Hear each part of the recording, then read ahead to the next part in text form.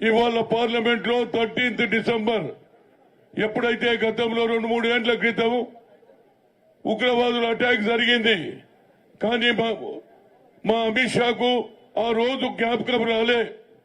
ఎట్టి పరిస్థితుల్లో ఏదన్నా జరగొచ్చని పార్లమెంట్ భవనంలో జరుగుతుంది ఏమని ఇంటెలిజెన్స్ రిపోర్ట్ ఏమైంది అనేది నా ఉద్దేశం. అంతేకాదు ఇవాళ వేరే ఎంపీ ఎవరన్నా విజిటర్ కు పాస్ ఇచ్చి పార్లమెంట్ లోపలికి పంపిస్తే, గ్యాలరీలకు పంపిస్తే అతని మీద దేశద్రోహి కేసు పెట్టేవారు. కానీ పెట్టిన వాడు ఎవరికైతే విజిటర్ పాస్ ఇచ్చినటువంటి వారు ఎవరు? మైసూర్ ఎంపీ ఉన్నాడు, ఆయన బీజేపీ ఎంపీ. ఆయనను కాపాడడానికి పార్లమెంట్ లో అన్ని ప్రతిపక్షాలు ఎందుకు జరిగింది ఈ సంఘటన? ఒక ఎంపీ అంతమంది ఉండే ఎంపీలో ఏదైనా దుర్ఘటన జరిగితే ఎంతమంది పార్లమెంట్ మెంబర్లు చనిపోతారనేది ఆలోచన లేదు. దాని మీదనే అన్ని రాజకీయ పార్టీలు అడగడం మొదలుపెట్టింది పార్లమెంట్ లో. ఈ పార్లమెంట్ లో అడగాలనా లేదా? పార్లమెంట్ కే రక్షణ లేకుంటే గ్రామీణ ప్రాంతంలో నిరుపేదలైనటువంటి వాళ్లకు ఎవడు సెక్యూరిటీ ఇస్తాడు? బార్డర్ లో ఏమైతుందో తెలుసా నీకు అనే ఆలోచనతో పార్లమెంట్ మెంబర్స్ అడగడం మొదలు పెడితే మీరు గొడవ చేస్తున్నని 143 ఇప్పుడు 146 అయింది. 146 ఎంపీలను బయట పెట్టి మీరు బిల్లు పాస్ చేసుకుంటారా బాబు? ఇది ప్రజాస్వామ్య దేశమా లేకుంటే డిక్టేటర్ పాలన? బాబాసాహెబ్ అంబేద్కర్ రాజ్యాంగంలో రాసిండు ఏమని? అధికారంలో ఉన్నవాడు అపోజిషన్ లో ఉన్నవారికి ఈక్వల్ రైట్ ఇచ్చాడు. మీరు పవర్లు ఉన్నారు, పవర్లు ఉన్నప్పుడు మాకు మాట్లాడే అవకాశం, మా నోరు నొక్కే కార్యక్రమం ఏమిటని నేను అడుగుతున్నా. అంతటితో కాదు, నేను కూడా 3 సార్లు రాజ్యసభలో ఉన్నా. వాజ్పేయిని చూసా, అదేవిధంగా రాజీవ్ గాంధీని చూసినాం, అదేవిధంగా దేవగౌడ్ను చూసినాం, సోనియా గాంధీ, ఇందిరాగాంధీని చూసాం. కానీ ఇలా నరేంద్ర మోడీ ప్రభుత్వం జీవితం చూడలే. అట్ ఏ టైం 146 మందిని బయటికి పంపించేసి బ్రిటిష్ పరిపాలనలో ఉన్నటువంటి లాను మార్చి ఇవాళ బిల్లు తీసుకొచ్చి పాస్ చేసుకున్నారంటే ఇంత దుర్మార్గం ఎక్కడ ఉన్నదా అని అడుగుతున్నా. అదే వేరే ఎంపీ అయినుంటే, ఏది వేరే పార్టీల ఎంపీనైతే ఇమీడియట్ గా దేశద్రోహి దేశద్రోహి దేశద్రోహి అందరూ. ఇవాళ మీ ఎంపీలను కాపాడడానికి, అదేవిధంగా మణిపూర్లో ముఖ్యమంత్రి ఇప్పటి వరకు నువ్వు తీసేయవు. అపోజిషన్ అడిగింది ఈయనను మార్చమంటే మీరు మార్చారు. ఎంతమంది చంపేస్తున్నారు గిరిజనులను? లా అండ్ ఆర్డరే లేదు. మహిళలకు మానభంగాలు జరుగుతున్నాయని వీడియోలు వస్తే సిగ్గుపడుతున్నా. వాళ్ళు ఈ భారతదేశంలో మహిళలకు ఇచ్చే గౌరవం ఎక్కడ లేదు. మహిళ అంటే తల్లి, అక్క అని పెద్దమ్మ అంటాం. అలాంటి మహిళలకే మానభంగాలు జరుగుతుంటే నీ దగ్గర జవాబు లేదు. అమిత్ షా, నువ్వు చేసేది ఒక్కటే, ఏ రాష్ట్రాలలో ఇతర ప్రభుత్వాలు ఉంటే దాన్ని కూలగొట్టాలి, నీ ప్రభుత్వం తెచ్చుకోవాలి. ఇది నిజంగా ప్రజాస్వామ్యం కాదు. It is a black day. ప్రజాస్వామ్యంకు బ్లాక్ డే. అందుకుంటే మా సోనియా గాంధీ, అదేవిధంగా మల్లికార్జున్ ఖర్గే, ఇండియా కూటమి ఒక కార్యక్రమం తీసుకున్నది. ఏది? Save democracy. ప్రజాస్వామ్యాన్ని కాపాడాలన్న ఉద్దేశంతో ఇవాళ ఇక్కడ ధర్నా జరుగుతుంది. ఇక్కడ భారతదేశంలో అన్ని రాజకీయ పార్టీలు ఇవాళ ప్రజాస్వామ్యమే లేదు. ప్రజలకు ఇచ్చినటువంటి హామీలు నిలబెట్టుకునే శక్తి లేదు. పార్లమెంట్లోనే రక్షణ లేదు. ఇక దేశానికి ఏం రక్షణ ఇస్తారు అనే ఆలోచనతో ఇవాళ సోనియా గాంధీ, మల్లికార్జున్ ఖర్గే అన్ని రాజకీయ కూటమికి దానికి ఏమంటున్నారు?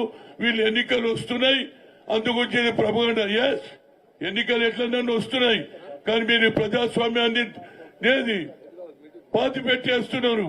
అంబేద్కర్ రాజ్యాంగాన్ని ఏది తుంగలో తొక్కేస్తున్నారు. అందుగుంచే ఇది ప్రజాస్వామ్యం ప్రజలకు తెలవాలన్న ఉద్దేశంతో ఇదే కార్యక్రమం. మెగా ప్రొటెస్ట్ యావత్ భారతదేశంలో మెగా ప్రొటెస్ట్ చేయాలి. మండల లెవెల్లో, గ్రామ లెవెల్లో, పట్టణాలలో. ఎందుకంటే వచ్చే తరువాతికి తెలవాలి ప్రజాస్వామ్యమే లేదు.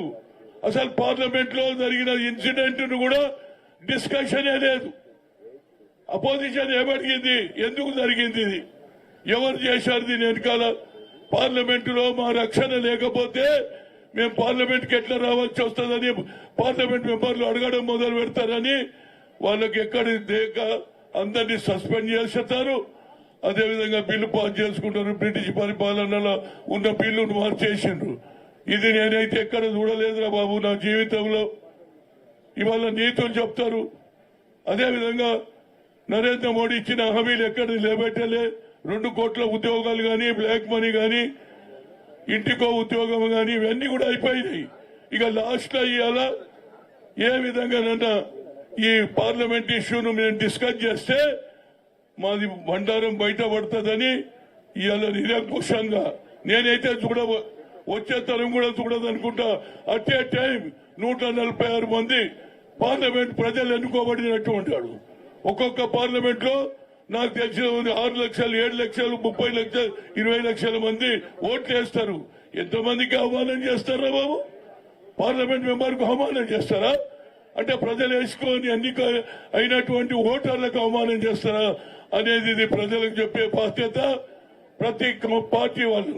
ఇవాళ సిపిఐ సాంబశివరావు గారు వచ్చారు. అదేవిధంగా ఆమ్ ఆద్మీ పార్టీ అందరూ కూడా పిఓటు అందరూ కూడా దీనికి ఏకీభవిస్తున్నారు. అందుకే ఇండియా కూటమి ద్వారా తప్పనిసరిగా వచ్చే ఎన్నికల్లో నరేంద్ర మోడీ అవుట్, ఇండియా కూటమి అనే దాని మీద తప్పనిసరిగా 3 నెలల ఎలక్షన్ ఉన్నది.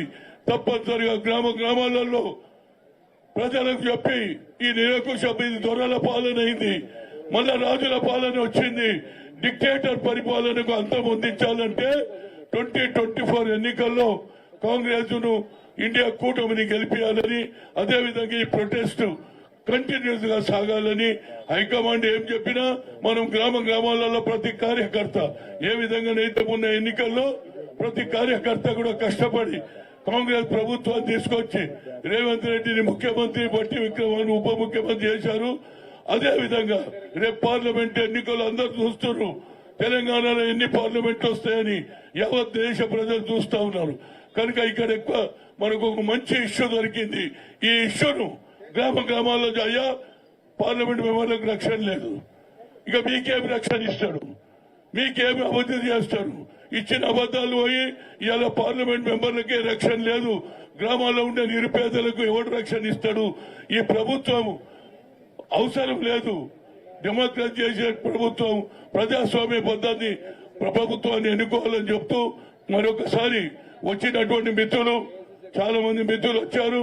జిల్లా ప్రెసిడెంట్లు కానీ, మండల ప్రెసిడెంట్లు కానీ, పిసిసి ఆఫీస్ బేరర్స్ కానీ, మహిళా కాంగ్రెస్ కానీ, ఐఎన్టీసీ కానీ అందరికీ కూడా ఈ కార్యక్రమాన్ని గ్రామ స్థాయికి తీసుకుపోవాలని కోరుతూ మరి అవకాశం ఇచ్చినటువంటి మహేష్ కుమార్ గౌడ్ గారికి, వర్కింగ్ ప్రెసిడెంట్ కు, అదేవిధంగా ఇతర పార్టీల నుంచి వచ్చిన వాళ్ళు కూడా అందరూ మాట్లాడతారు. అందరూ మీ అందరికీ పేరు పేరున నా హృదయపూర్వక ధన్యవాదాలు.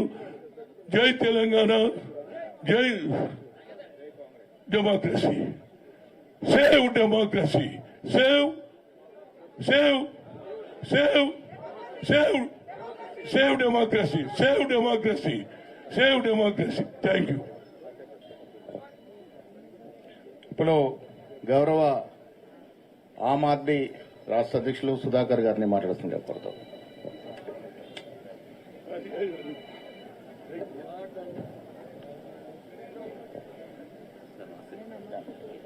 Thank you.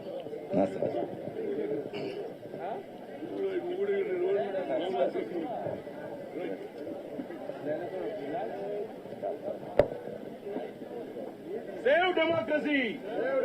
Save democracy! Save democracy! Modi हटाओ, देश बचाओ. Modi हटाओ, Modi हटाओ.